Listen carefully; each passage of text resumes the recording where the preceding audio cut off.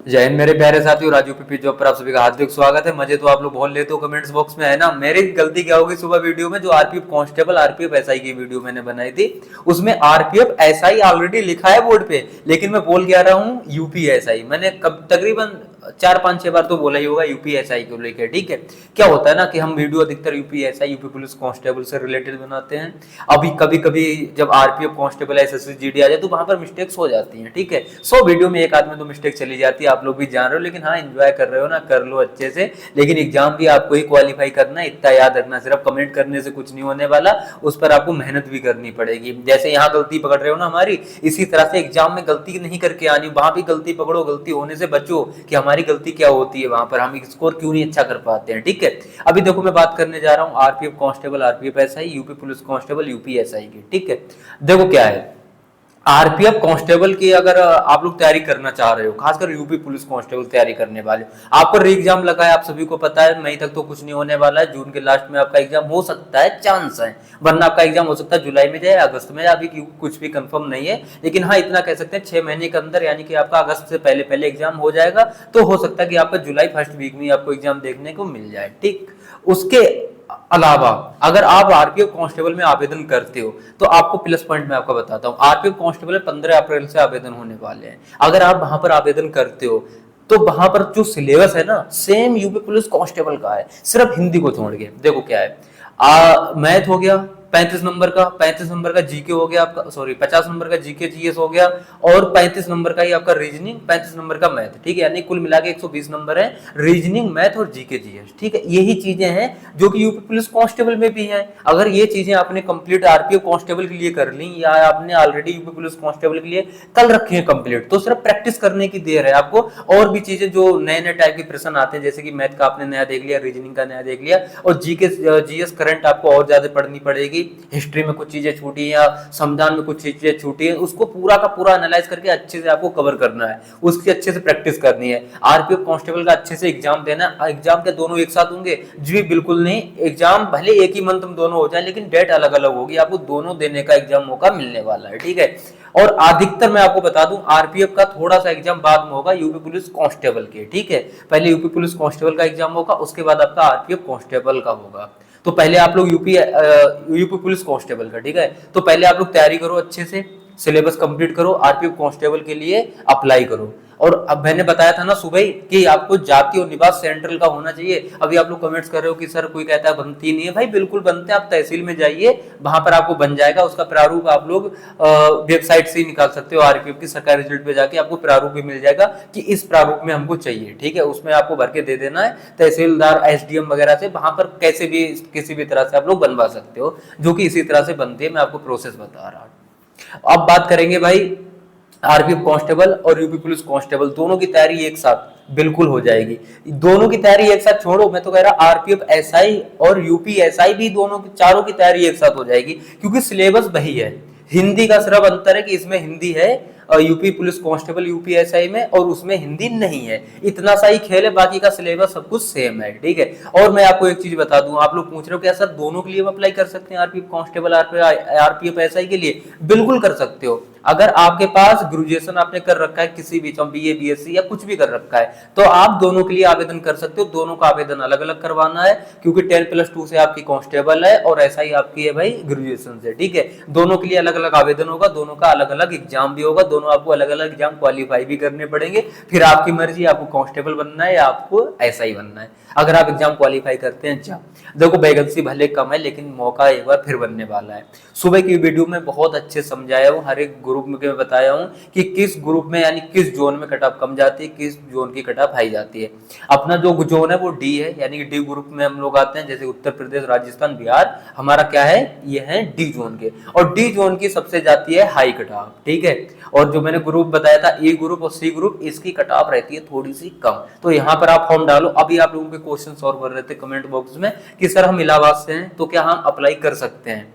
कहने मतलब कहीं से भी अप्लाई कर सकते हो? जी बिल्कुल कर सकते हो। एक खासियत होती है रेलवे की कि आप किसी भी सिटी के हो उससे मतलब नहीं है, आप जहां चाहो वहां आवेदन कर दो। जैसे कि मैंने एक बार रेलवे ग्रुप डी में फॉर्म डाला था जी, मैंने भुवनेश्वर से डाला था, जबकि हम कहाँ से हैं, यूपी से। तो इसमें कोई बड़ी बात नहीं, आप कहीं से भी फॉर्म आवेदन कर सकते हो, बस वहीं पर फिर आपको ड्यूटी भी करने जाना है, ठीक है, ये चीज बस होता है भाई। आज के बेरोजगारी के समय में ना नौकरी मिल जाए, फिर कहीं भी ड्यूटी लग जाए, उत्तर प्रदेश सॉरी अपने भारत के किसी भी नक्शे में जाके किसी भी क्षेत्र में ड्यूटी लग जाए, आप लोग कर लोगे, मुझे पता है, क्योंकि हम भी कर लेते भाई। क्योंकि जब तक जॉब ना मिल जाती तब तक यही लगता है भाई किसी भी तरह नौकरी मिल जाए, कैसी भी मिल जाए, कहीं भी मिल जाए, हम लोग कर लेंगे। उसके लिए देखो आपको क्या करना है, आज से तैयारी पे लग जाओ। आवेदन 15 के बाद कभी भी करवा देना, मई में आधी मई तक चलेंगे आवेदन आपके, कभी भी आवेदन करवा देना, लेकिन तैयारी पर आज से ही लग जाओ। अगर आज से आप तैयारी करते हो ना, अगले 3 महीने में खुद को तैयार अच्छे से करते हो, तो आप UP police constable, RPF constable, आपके दोनों के चांस बन जाएंगे 100%। अगर आरपीएफ कांस्टेबल में कम वैकेंसी की वजह से अगर आपका सिलेक्शन नहीं होता है, तो यूपी पुलिस कांस्टेबल है तो यूपी पुलिस कांस्टेबल को उड़ा दो, क्योंकि आपका टारगेट तो यूपी पुलिस कांस्टेबल का ही है। ये तो प्लस पॉइंट आपका आ गया ना आरपीएफ कांस्टेबल का। इसमें थोड़ी सी हाइट भी कम मांगते हैं, अगर आपको हाइट में डाउट है, जैसे कि किसी की 167 हाइट है, वो यूपी पुलिस कांस्टेबल बनना चाह रहा है, तो उसको हाइट में हो सकता है फेल कर दिया जाए, तो आप आरपीएफ कांस्टेबल देख लो, क्योंकि यहाँ पे थोड़ी सी हाइट कम मांगते हैं, 165 ही हाइट मांगते हैं, ठीक है। इसी तरह यूपीएसआई आरपीएफ ऐसा ही सेम प्रोसेस है, सेम सिलेबस है, बस हिंदी को छोड़ के। तो आप लोग तैयारी अगर करना चाहते हो तो एक बार तैयारी कर लो, अपना सिलेबस बना लो, उसके बाद फॉर्म डालो, दोनों में चांस मारो, अगर उसमें ना सही तो आने वाले भविष्य में अपनी यूपीएसआई इसमें चांस आपका बनेगा, ठीक है। क्योंकि अगर आपका सिलेबस कंप्लीट है और आपकी प्रैक्टिस उस पर जारी है लगातार, तो आपके पास कोई सा भी आवेदन हो, आप आवेदन जब करोगे तो अच्छा ही स्कोर करके आओगे। अभी क्या होता है कि आवेदन हम लोग करवाते हैं, उसके बारे में थोड़ा बहुत पढ़ते हैं, एग्जाम देते हैं, नहीं क्वालिफाई हो पाया, फिर आपने सोचा है तो दूसरा देखा, वो भी नहीं क्वालिफाई हुआ। कभी कभी हम लोग क्या करते हैं ना, इसके लिए पढ़ते हैं 3 महीना नहीं हो पाया, उसके लिए पढ़ा 1.5 महीना नहीं हो पाया, उसके लिए पढ़ा 1.5 महीना नहीं हो पाया। एक बार पूरा सिलेबस अच्छे से कंप्लीट कर लो, 3-4 सब्जेक्ट जो भी है आपके, Hindi, math, reasoning, GK, GS, उसके बाद आपको बस प्रॉपर उसके पर प्रैक्टिस बनानी है, और जो भी एग्जाम है बस उसको उड़ा देना है। अच्छा स्कोर तभी आप कर पाओगे अगर आप खुद पर 4-6 महीना जब तक मेहनत नहीं करोगे। अगर आप खुद पर 4-6 महीने देते हो खुद के लिए, एक बार अच्छे से सिलेबस लिखते हैं, जैसे कि आप दीवार में चिपका दो जी चारों चीजों के सब्जेक्ट, यानी सब्जेक्ट में आपके कितने चैप्टर्स हैं, जैसे रीजनिंग मानो 40 चैप्टर्स आए हैं, आपको 40 पढ़ने, आपने ये बना लिया नोट और आपने चिपका दिया। मैथ ने आपने को पढ़ना 25 चैप्टर, आपने लगाया चिपका दिया। फिर क्या करना है, आपने टारगेट बना लिया कि जी 3 दिन में हम रीजनिंग 1 चैप्टर कंप्लीट कर लेंगे, इसका नोट्स बना लेंगे 3 दिन में, इसका 2 दिन में, इसका 4 दिन में। जितना बड़ा चैप्टर या जितना छोटा चैप्टर उतने कम दिन जाते हैं बड़े, ठीक है ना। इस तरह से आपने एक बार सिलेबस कंप्लीट अच्छे से करो, सिलेबस बनाओ, बस उसकी बार बार प्रैक्टिस करते जाओ। और देखो जीके सारा है, आप सभी को बता दूं, जीके जैसे का हिस्ट्री आपने पढ़ लिया, संविधान आपने पढ़ लिया, करंट तो आपको पता है नई नई पर डे बनती ही जाती है, ठीक है ना। एग्जाम होते होते करंट तो आपका हिस्ट्री बन जाती है, अधिकतर आपने देखा होगा। तो बस कहने मतलब वही है, अगर आपने सारी चीजें एक साथ कंप्लीट कर ली अपनी, 4-6 महीना खुद को आपने बहुत अच्छे से दे दिया पढ़ाई में, तो कोई भी भविष्य में आपके सामने वैकेंसी आए, आप उसमें अच्छा स्कोर करके आने वाले हो। री एग्जाम की तैयारी देखो भाई करते रहो।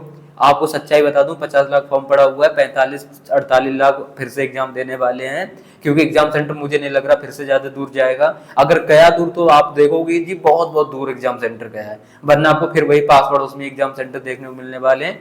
लेकिन पेपर लीक हो गया है, शायद यही कारण एक रहा हो कि होम डिस्ट्रिक्ट मिल गया, तो इस बार थोड़ा सा सचेतन सभी लोग, और हो सकता है एग्जाम सेंटर इस बार दूर भी जाए आपके। लेकिन आपको तैयार रहना है, वर्दी चाहिए तो तैयार रहना पड़ेगा। जो तैयारी कर रहे हैं उनके लिए ऑल द बेस्ट, जो तैयारी नहीं कर रहे हैं तो भाई अभी क्या ही कर सकते हैं आपका, ठीक है ना। बाद में फिर कमेंट्स में रोगे थोड़ा सा कि सर अच्छा इसको नहीं करके आ पाए, यही बोलोगे और क्या ही बोलोगे।